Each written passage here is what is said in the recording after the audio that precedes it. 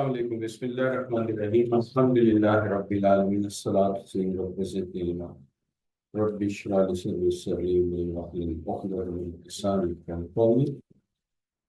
बात ये है कि हम बात कर रहे हैं प्रिंसिपल्स ऑफ इकोनॉमिक्स के ऊपर। It's one of the course you are going to study as a requirement of PRC, the entry level root level study of the chartered accountancy CA. As per my understanding, I find different students attending this class today. Some of them have already done their intermediate with medical science, and some of them done in the engineering, and a few of them from arts. So, how many from arts? FF one. How many from your arts? ICOM. Both are from ICOM. No, they are ICOM. So there are three students only from ICOM engineering. This is required to little bit more as six about. And how many from pre-medical? So long list of the people ending from pre-medical. Now, पहला सवाल, pre-medical, engineering and arts. Why coming to chartered accountancy? हमारे मुल्क में higher secondary education तक कोई अच्छे subjects offer नहीं किए जाते। हमें अपने बच्चों के लिए कोई इंटरमीडिएट तक आने के लिए कोई ऐसा कोर्स चाहिए होता है जिसमें वो पूरी मेहनत करें और पढ़ने की अच्छी आदत हो जाए ताकि वो आगे कामयाब हो सके। तो उसमें मेडिकल साइंस के अलावा कोई फील्ड हमें नजर नहीं आती जो कम्पेटिटिव है। ये वजह है कि मेजोरिटी स्टूडेंट प्री मेडिकल में एफएससी कर लेते हैं। बाकी किसी में कोई स्कोप कम नजर आता है, किसी में अपने अपने इश्यूज हैं। लेकिन सवाल ये है कि अगर इनर सेल्फ पूछा जाए कि क्या सारे प्री मेडिकल के स्टूडेंट डॉक्टर ही बनना चाहते हैं, तो मैं कहूंगा नहीं। मेरे नजदीक कमोबेश 90% स्टूडेंट डॉक्टर नहीं बनना चाहते out of them in real sense. कहने की बातें और होती है, मेरिट पे आ गया तो कर लूंगा, तुक्का लग गया तो कर लूंगा, ये सारी वो बातें होती हैं जो रियल डिटर्मिनेशन नहीं होती। उनमें से मोस्टली सोच रहे होते हैं मैं फिजियोथेरेपी कर लूंगा, कुछ सोच रहे होते हैं मैं बायोकेमिस्ट्री में आगे चला जाऊंगा, इस तरह करके मुख्तलिफ सोचें होती हैं। लेकिन मेरे कहने का मतलब ये है कि जब वो आगे सोचते हैं कि एक प्रोफेशनल स्टडी ना सही तो दूसरी प्रोफेशनल में ही जाना चाहिए।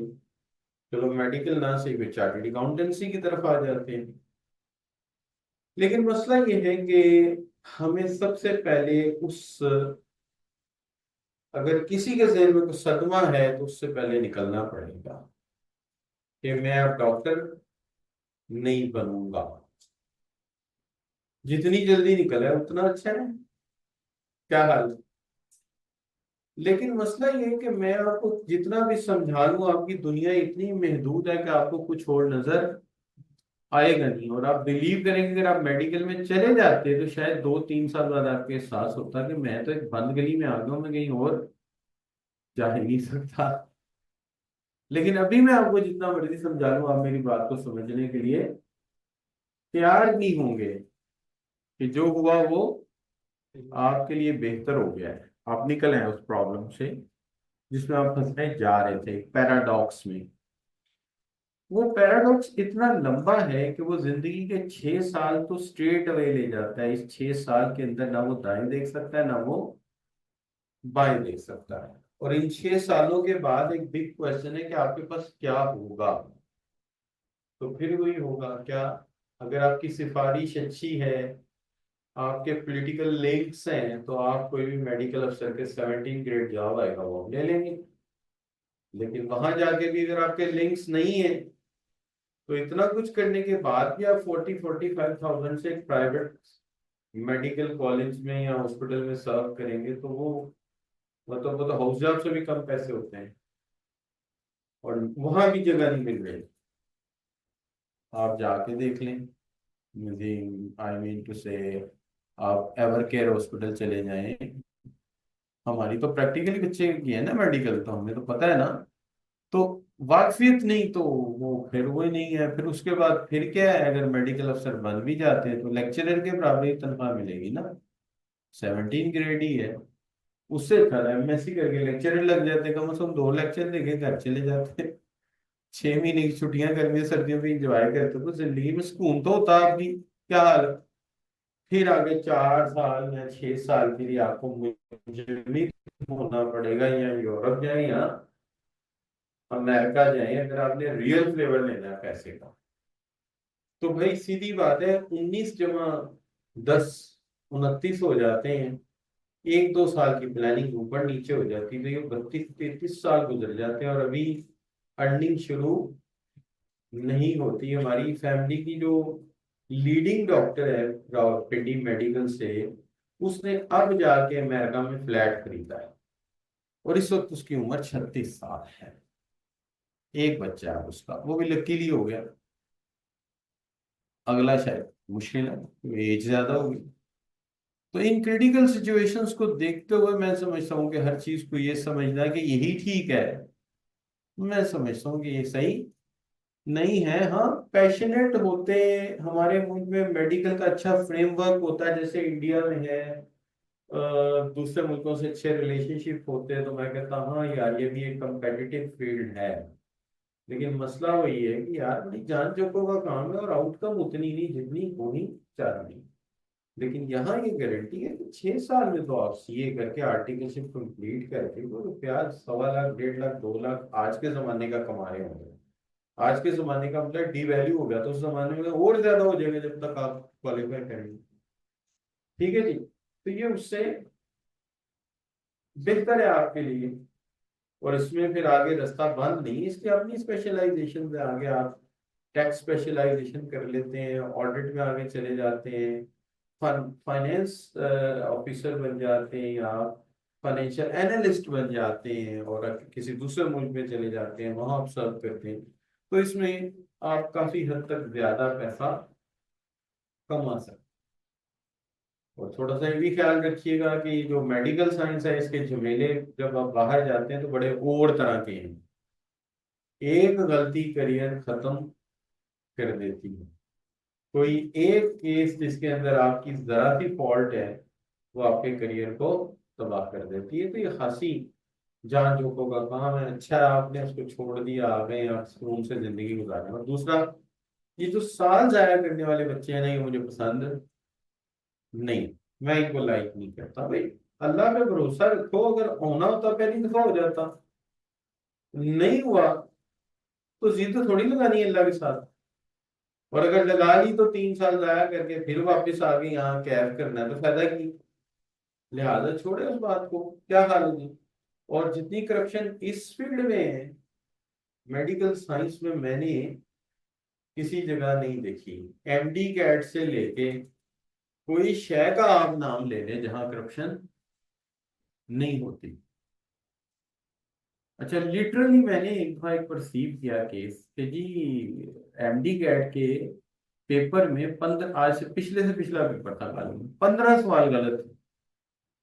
15 सवाल गलत थे, और वो जिन्होंने अटेम्प्ट किए उनको नंबर दे दिए गए। मैं फौरन समझ गया, मैं क्या मैच फिक्स है। मैच फिक्स इस तरह से कि पेपर बनाने वाले ने लिटरली उसके अंदर 15 सवाल गलत छोड़े, 2-3 मॉडल पेपर में। और जो उसके जानने वाले उनको उसने पहले बता दिया होगा कि ए वाले सवाल गलत ने, अगर ए पीला आया तो ए वाले, नीला आया तो ए वाले, तुम उनको करने ही ना, वो तो नंबर मिलने ही मिलने। तो उसको तो मैच का फायदा हो गया ना, 15 सवाल फिर करने ही नहीं, उसे पता है गलत है, बाकी सारे हल कर लेगा। उन 15 के क्या मिल जाएंगे, डायरेक्ट नंबर मिल जाने।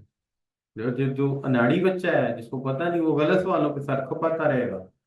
गलत सवाल एनर्जी ले जाता है, आउटकम निकलती नहीं, फ्रस्ट्रेशन बढ़ती रहती है, उसका बेड़ा गर्क हो जाए। कैसा तबाह कर दिया अगले को। अपने बच्चे को बता दिया होगा कि ये सवाल गलत होंगे, कुछ जो तुम्हें गलत लगे वो अटेंड ही ना करें। लेकिन दूसरे बच्चे को तो नहीं ना पता, उसकी तो आउटकम ना निकली, उसको फिजिक्स का न्यूमेरिकल उससे सॉल्व ना होगा, वो तो मर जाएगा वहां।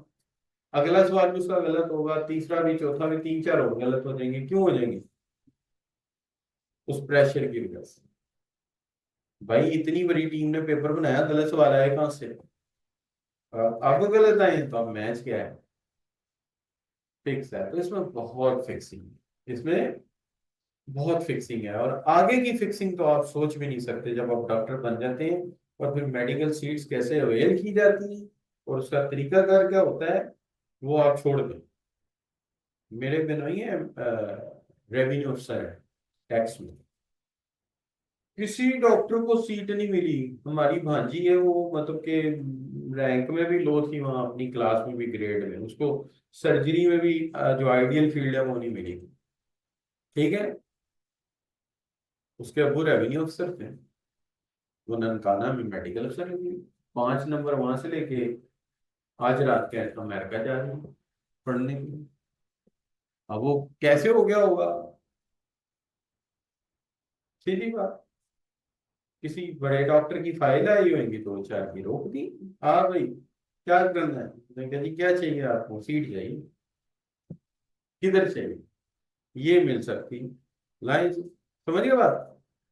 कहानी सीधी है यार, कमिश्नर के आगे क्या मसला होता है। तो ये सारी कहानी जो है ना, ये फिट होती है, फिक्स होती है। हमारे बच्चे मर जाते हैं लड़ लड़ के, हासिल कुछ हमें होता नहीं है। यहाँ आई कैप है, सिंपल है, एक स्ट्रेट फॉरवर्ड सा तरीका है, अमीर है गरीब है सब के हैं इक्वलेंट है। और जो जी जी, सीए में कोई ऐसा चक्कर नहीं, गलत होगा सबके साथ गलत हो। आई कैप में ना, ज्यादा से ज्यादा ये हो सकता है कि इसके अबू चार्टेड अकाउंटेंट है, वो किसी अच्छी फॉर्म में है, वो इसको आर्टिकलशिप में मदद कर रही है, ये हो सकता है। इससे ऊपर नहीं होगा। लेकिन उसमें मसला ये है कि अगर फर्म जो है इसको रख लेती है, अब इसने पेपर दो दो तीन तीन टाइम में पास किए हैं, मिसाल दे रहा हूँ सिर्फ बच्चे माइंड ना करना। ठीक है। अब उन्होंने रख लिया। अब केपीएमजी का एक नाम है, ये चीज किसी फर्म में ऑडिट करने जाएगा वहां गलतियां करेगा, लिहाजा इतना बड़ा ब्लेंडर वो नहीं मार सकते। वो कहेंगे अच्छा आपका बच्चा ठीक है, 2 नंबर दे देंगे फालतू, दो से ज्यादा नहीं। क्योंकि देखे ना, उनका अपना मसला है कि उनका एक नाम, उनका नाम जाएगा ना, इसलिए वो इसको नहीं करेंगे। तो ये इंतहाई प्रोफेशनल फील्ड है, इसके अंदर ये नहीं, हमारी मेडिकल साइंस भी अच्छी है, कई मुल्कों से अच्छी है। बट थिंग इज के ये जो आगे है ना, मुआशरे में एक चेंज आ गया यार, नफ्सा नफ्सी का आलम। किसी को खुदा याद नहीं है। तेरा गलत वहां से हुआ आके सारे निजाम का तबाह कर दिया हमने इसको। इसलिए शुक्र अल्लाह का करेंगे आप उससे निकले हैं और एक फील्ड में आए हैं जहां आपको दीन दुनिया की कोई होश आएगी। कुछ साल के 2 टूर बार के मिल गए, कोई ट्रेनिंग कोर्स बार का मिल गया, बस मुझे पता लगे जाओ दुनिया देखो कहाँ है। और अकाउंटिंग एक ऐसी चीज है, मेडिकल साइंस में आप जाए अमेरिका जरा डॉक्टर बन के, तो चलिए बने ना आप कार्डियोलॉजिस्ट, वहां जाके बनने देते हैं वो। बरदानिया चले जाए, बने न्यूरोलॉजिस्ट, बनने देते हैं? नहीं बनने देते। वो आपको बनाते हैं क्या, doctor of medicine, general physician. वो आपको की फील्ड नहीं देते क्योंकि आपकी चमड़ी घोड़ी नहीं है, वो नहीं देते यार। हमारे तो बच्चे गए हैं बाहर, हमें पता है ना क्या हाल है, नहीं देते। लेकिन चार्टेड अकाउंटेंसी में खर्चे का मतलब खर्चा है, चाहे वो अमेरिका है, चाहे वो पाकिस्तान है, चाहे वो इथोपिया है, जहां भी। कॉस्ट का मतलब कॉस्ट ही है। अकाउंटिंग के स्टैंडर्ड एक ही है पूरी दुनिया में। आप जर्मनी काम करना चाहे जर्मनी चले जाओ, वहां भी वही है। सिर्फ पूरी दुनिया में जहां आप सर्व करना चाहे, आपको 2 नए पेपर देने होंगे। 2 नए पेपर, एक उनका टैक्स और एक उनका लॉ। 2 चीजें आपको तो हर जगह नहीं देनी पड़ेंगी जिस मुल्क में आप रहना है। जितनी दुनिया के चार्टेड अकाउंटेंट है, इवन इंडियन, सब इंटरनेशनल फेडरेशन ऑफ अकाउंटेंट्स के अंडर है, आईफैक। और जो भी चार्टेड अकाउंटेंट है वो इसके अंडर काम करेगा, चाहे उसकी वहां के लोगों ने उसका नाम जो है वो सर्टिफाइड पब्लिक अकाउंटेंट रखा हो, सर्टिफाइड पब्लिक अकाउंटेंट रखा हो, या उन्होंने नाम रखा हो सीए, या उन्होंने नाम रखा हो एसीसीए, जो भी नाम रखा हो, वो सब इसी के अंडर आते हैं, एक के, जिसको हम क्या कहते हैं, international federation of account chartered accountants. आपने इनके साथ काम करना है। लिहाजा पूरी दुनिया में मेरे अपने जो भतीजा है वो भी सीए कर रहा है, तो मैं प्रेफर ये करता हूँ कि मिडिल क्लास बच्चों के लिए आई कैप बेटर है, इकोनॉमिकल है, अफोर्डेबल है, आगे निकलने का एक अच्छा रास्ता है। बाकी जो फील्ड्स हैं वो कॉस्टली भी हैं, और फिर इंटरनेशनलाइजेशन में बड़ी प्रॉब्लम है उनकी। यानी जो चीज़ एक मुल्क में पढ़ी जा रही है वो दूसरे मुल्क में इतनी मुख्तलिफ है कि आपको वहाँ एडजस्ट होने के लिए 3 से 4 साल चाहिए। तो मुझे इसका एक्सपीरियंस इसलिए है कि I was very young, I was about 5 years of age, तो या माइट बी 7, तो मेरे मामू जो है वो चार्टेड अकाउंटेंसी किया था, उन्होंने सीए किया था पाकिस्तान में आई कैप से। और उसके बाद वो इंग्लैंड चले गए थे, तो फिर उनसे पूछा भाई आप इंग्लैंड कैसे पहुंच गए, उन्होंने कहा वो तो सारा सिस्टम सेम ही था। तो मैं वो वेल्स का, इंग्लैंड एंड वेल्स का सीए मैंने कर लिया था 2 पेपर दे के वहाँ के। तो उधर के 2 पेपर दिए, फिर वो कनाडा चले गए, तो कनाडा जाके फिर उधर के दे दिए। इस तरह वो पाकिस्तान में सर्व किया उन्होंने, फॉर्गसन में, इंग्लैंड में सर्व किया, और फिर उन्होंने कनाडा में सर्व किया। तो इससे मुझे, यानी ये एक एग्जाम्पल है, परफेक्ट एग्जाम्पल है कि आप मतलब कि जिस मुल्क में चाहें आप सर्व कर सकते हैं, और इसमें एग्जिट वे काफ़ी अच्छे हैं एज कम्पेयर टू अदर्स।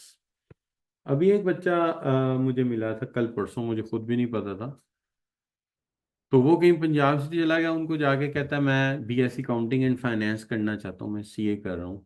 तो उन्होंने कहा अगर आप कैफ 4 तक क्लियर कर लें तो आप हमारे पास आ जाएं, हमको 1.5 साल में बीएससी काउंटिंग एंड फाइनेंस करा देंगे, यानी इंक्लूडिंग दैट 1.5 year, 2 साल है, एक 6 माह की उनकी होती है इंटर्नशिप, 2 साल कह लें, लेकिन क्लासेस तो 1.5 साल ही पढ़ी ना उसने।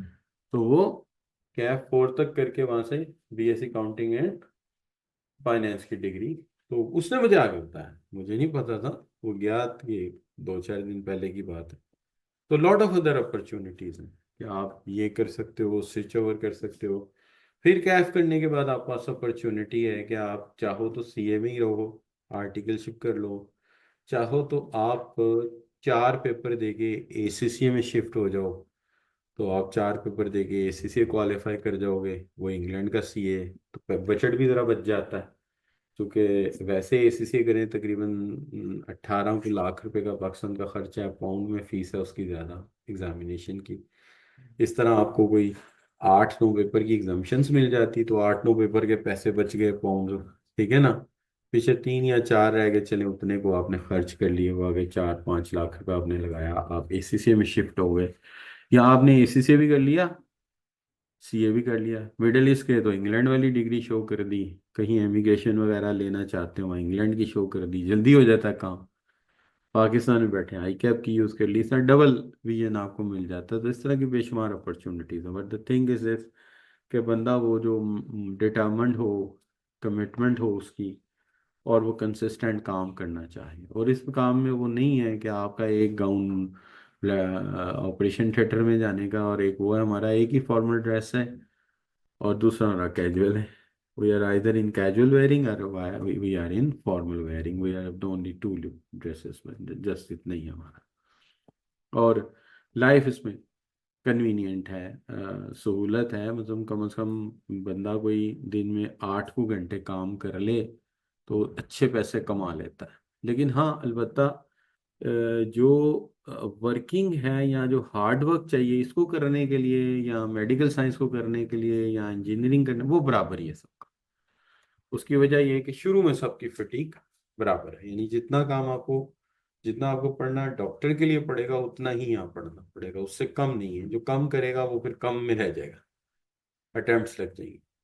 तो काम आपको करना ही पड़ेगा। जब जब तक देखिए, अभी आपको बेसिक्स नहीं ना बने आपके, अभी तो आपको अकाउंटिंग नहीं आएगी, अभी तो आपको उसकी डबल एंट्री को ही समझना पड़ेगा, तो you will take take a time. क्या हाल है बच्चों? तो शुरू में आपको इस फील्ड के अंदर काफी स्ट्रगल करनी पड़ेगी। स्ट्रगल का मतलब है समझाने वाले अपनी पूरी मेहनत करेंगे, लेकिन आपको टाइम बहुत देना। लेकिन वंस यू सेटल इन, कम से कम कैफ लेवल तक तो आप जाएं इस पेस के साथ, तो फिर आगे चल के चीजें आपको, एक तो आप यूज टू हो जाएंगे ना, आदत हो जाएगी।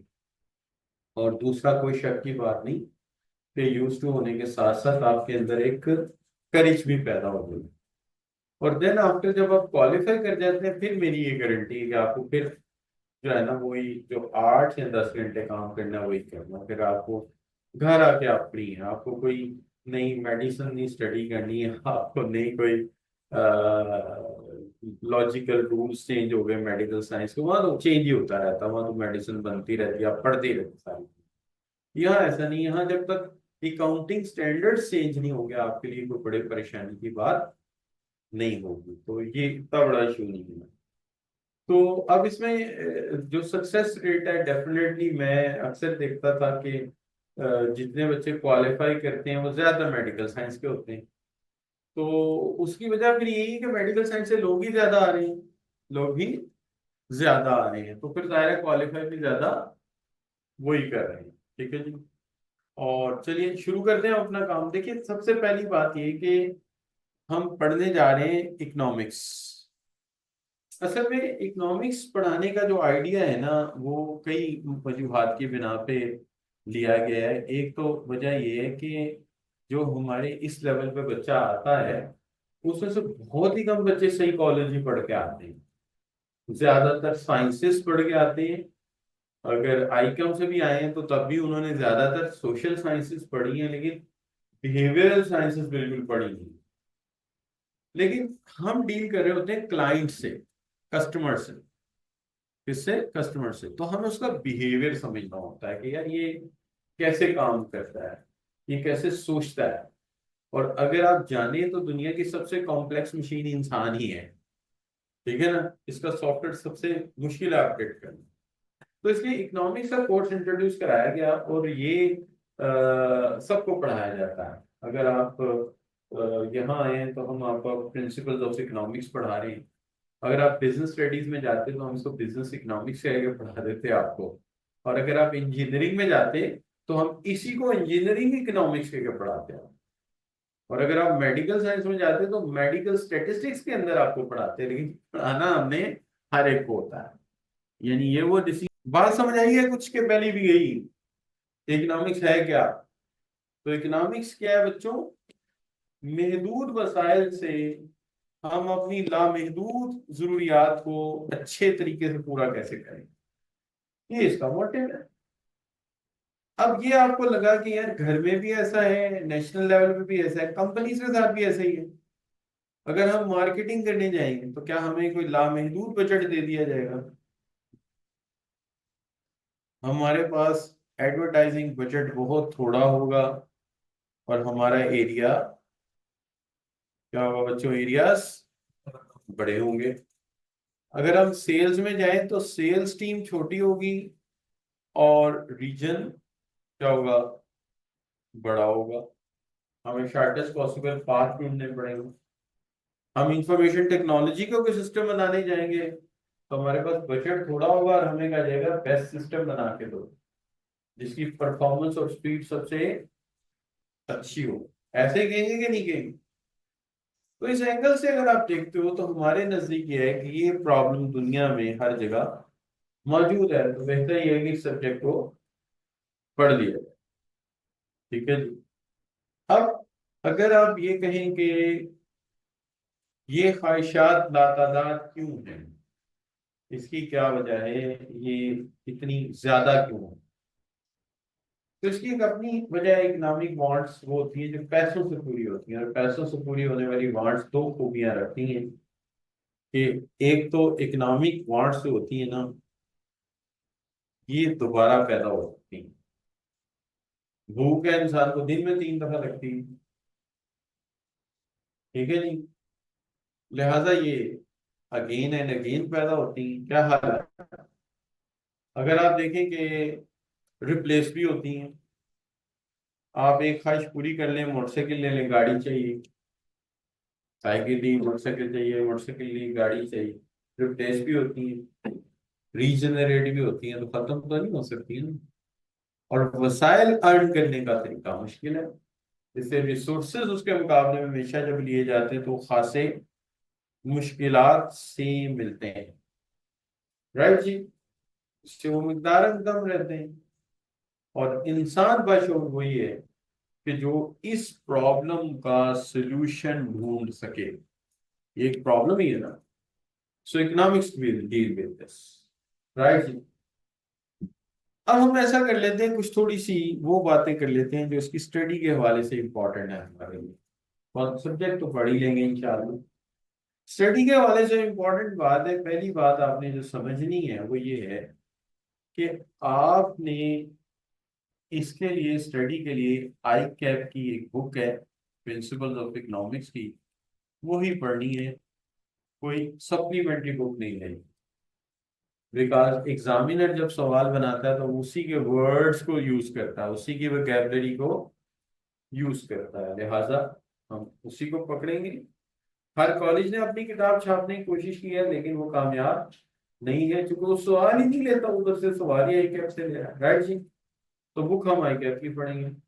आई कैप की इस बुक के 13 चैप्टर हैं, इसका मतलब है हर चैप्टर के एंड में हमें को 45 से 50 सवाल मिल जाएंगे। तो इसका मतलब अराउंड 500 क्वेश्चन हमें, 550 क्वेश्चन हमें किताब में मिल जाएंगे।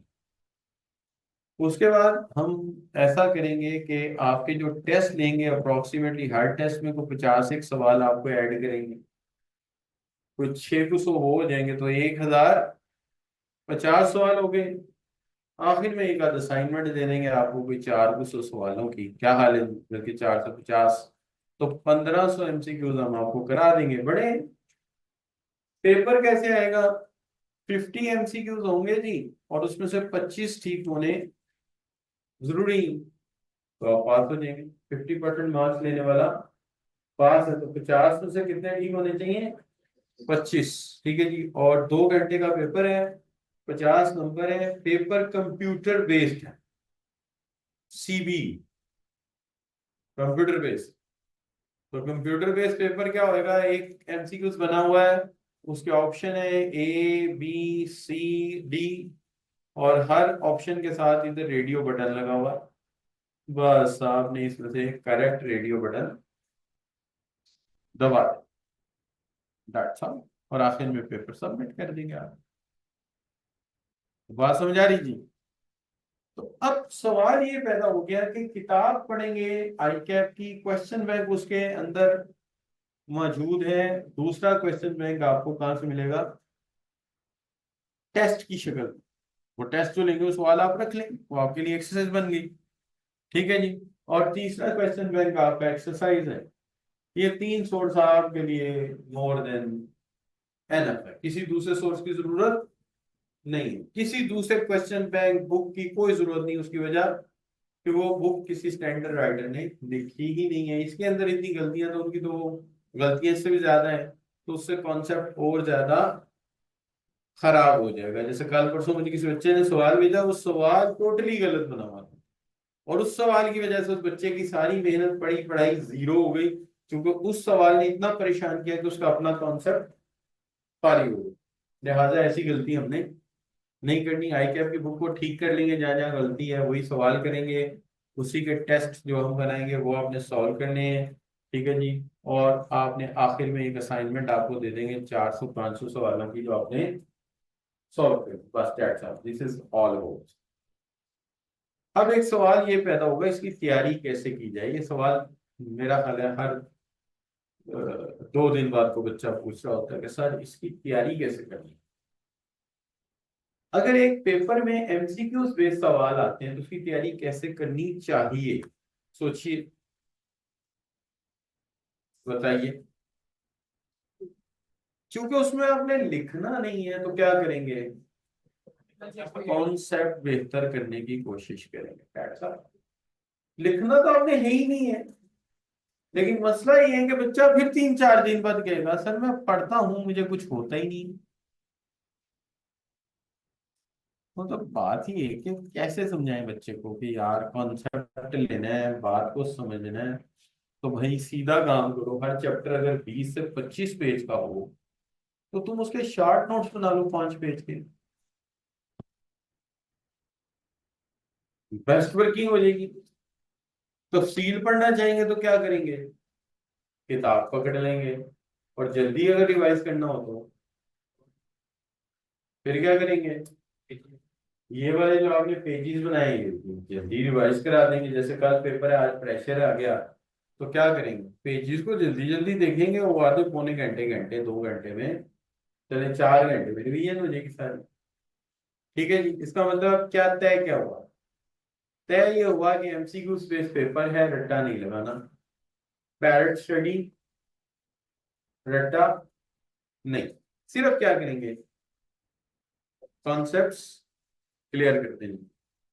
कॉन्सेप्ट्स क्लियर करके हर 25 पेज के चैप्टर के क्या करेंगे, 5 पेज के, 6 पेज के, जितनी आपकी चॉइस हो, शॉर्ट नोट्स बना। वो नोट्स हम बार बार पढ़ते रहेंगे, साथ एक्सरसाइज हल करते रहेंगे। ठीक है जी। लेकिन आप देखिएगा फिर भी बच्चे पूछेंगे सर इसको पढ़ना कैसे। तो क्या बताया मैंने, इसको आपने पढ़ना है फनल स्ट्रक्चर की तरह। डाइवर्जेंट बात को कन्वर्जेंट में, समुंदर को कतरे में बंद कर देना है, तफसीर को मुख्तसर पॉइंट्स में ला के कागजों पे ड्रॉ कर लेना है, और वो कागज बार बार पढ़े। ठीक है जी। जी बेटा। ये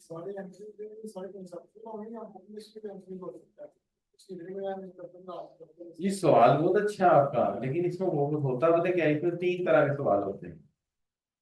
एक सवाल इस तरह के होते हैं कि बुक में से किसी मेन चीज की डेफिनेशन पकड़ी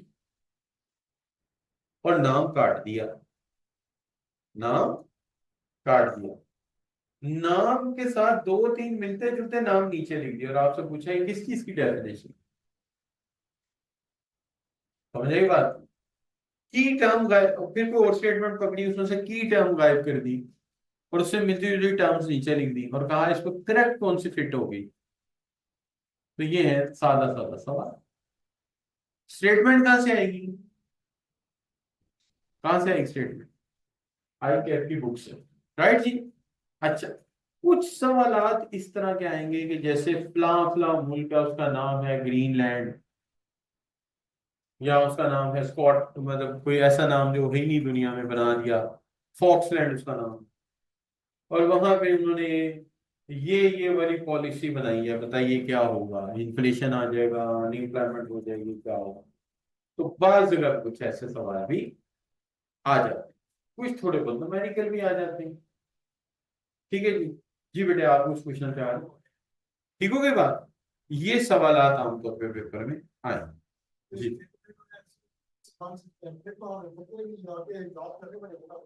नहीं, याद नहीं करने, याद का मतलब तो रट्टा लगाना हो गया ना।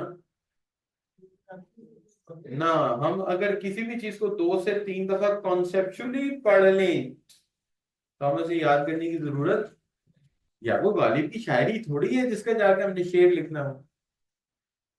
कॉन्सेप्चुअली एक चीज मैंने पढ़ के समझ लिया, वो जब मेरे सामने आएगी मुझे बताइए क्या चीज है। समझे ना? जैसे फर्ज करेंगे कैमरे का फंक्शन लिखता होगा कि this camera has a one I of lens which see the teacher.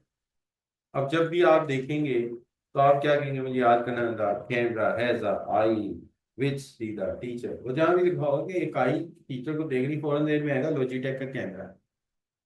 Right. इस तरह काम होगा ना। लेकिन फिर भी अगर आपका दिल जाए तो आप कर लो, आपको कौन मना कर सकता है। तो देखिए, बात बच्चों को आदत होती है, हमें भी इस जमाने में आदत थी, टीचर मैट्रिक में हमें बाहर भेज देते थे 10-11 बजे रात को। रात हो जानी 10-11 बजे, सुबह की याद ही नहीं हो। टीचर ने कहना, अभी बशर कैसे याद करोगे सर, बरांडे में फिर के रट्टा लगाएंगे। मैं कहा जाओ, 2 बच्चे इधर भेजिए, 2 उधर भेजिए, 2 पूरे स्कूल में वाक हो रही है, रात के टाइम बत्तियां बाली हुई, क्या हो रहा है? कायदे आजम के 14 में पास किया। सिंध को बंबई से अलहदा किया जाए, सिंध को बंबई से अलहदा किया जाए। किसी भी कौम के अगर 3/4 अफराद एक मसवदा तहरीक के खिलाफ हो तो उसे कानून ना बनाया जाए। और सुना, अगर आप ऐसे पढ़ना चाहते हैं तो आपकी चॉइस है, मैं आपको मना थोड़ी करूंगा। मेरे साथ एक बच्चा बैठा ना, पढ़ रहा था एक दिन दारुल इस्लाम लाइब्रेरी में, मैं उन दिनों बीएससी भी कर रहा हूँ। उसने सारे दिन में 1 पेज याद